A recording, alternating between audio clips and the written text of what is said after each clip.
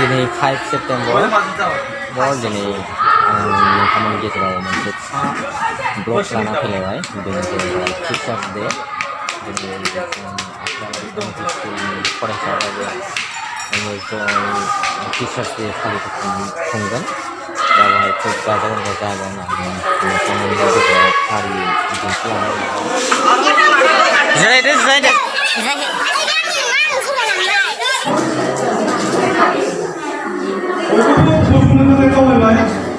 गासै फरायसाफोरखौ आरो आखाइ खबजोबनानै खुलुमहरनो थाखाय खावलायबाय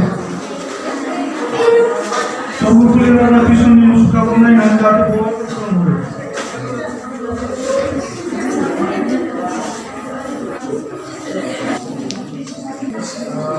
खावलायनाय जाबाय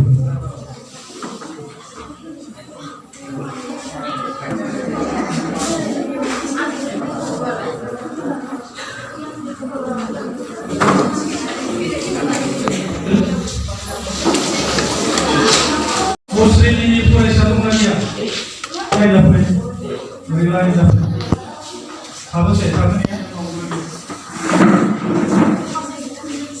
फोरोंगिरिफोरनि जोबनानै थांबाय दा फरायसाफोरनि जागोन सासे फारसेथिं थाखोनै थाखोथाम बेफोरखौ दावगालांगोन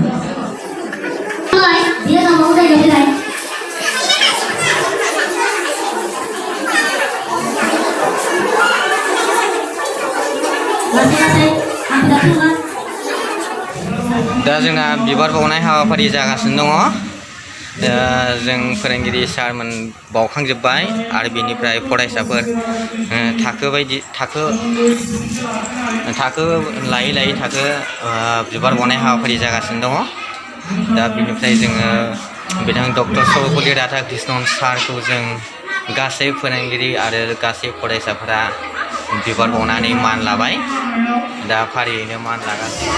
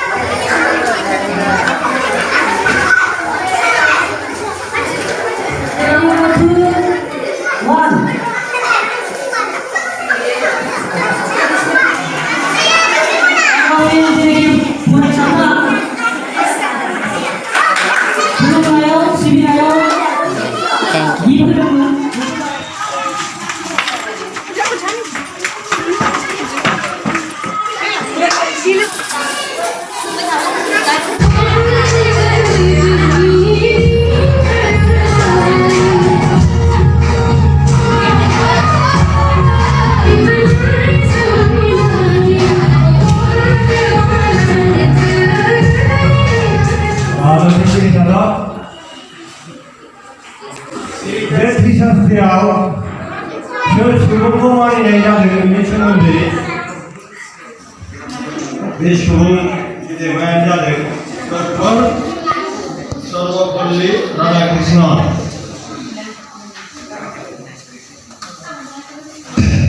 बिनि मुङै जोङो बे टिचार्स डेखौ फालिनाय जायो। बियो बे सुबुं गेदेमाया जोनोम मोनदोंमोन माद्रास। बियो मोनसे जायगायाव तीर्थस्थान जायगा जेराव मन्दिर थायो बे जायगानि खाथि गामि तिरुथानि होननाय गामियाव बियो सासे शिक्षाबिद। बियो गोरों आरो माबे दार्शनिकमोन जेरखम the Hindu view of life, idealistic view of life. भारतनि गुबुन गुबुन फरायसालि बा गुबुन गुबुन जायगायाव साफ्रोमबो उन्दै उन्दै गथ'सा हौवासा हिन्जावसा आरो गिदिरफ्राबो जयैनो फालियो। गोसो गोरबोनिफ्राय गोजोननाय थोजासे अननाय बावहरनानै आरो आंनि बे लोगो सारमोननि मेडाममोननिसिम आंनि गोसो गोरबोनि अननाय बावनायखौ होनानै आं आंनि बिबुंथिखौ एसेयावनो फोजोबनाय जाबाय। बावबाय इयुनावहाय बावनाया गामि गामि बेफोरबायदि जोंखौ मान बावनायनि थाखाय फरायसा फरायसुलिफोरखौ आङो जोबोद आंनि गोसोनिफ्राय साबायखर बावबाय।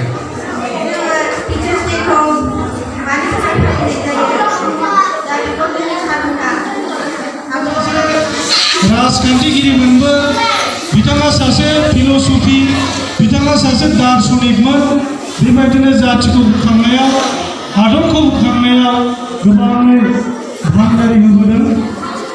दा बिथांनि बे भान्दारि होनायावनो दिनै सारा जोंनि भारताव बिथांखौ सासे फोरोंगिरि हिसाबै दिनै फालिदों आरो बे अबजारभेसनखौ जोंनि सारा भारत नाङैनो फालिनाय जादों। मानोना रोजा रोजा साबायखर बावनाय थाबाय आरो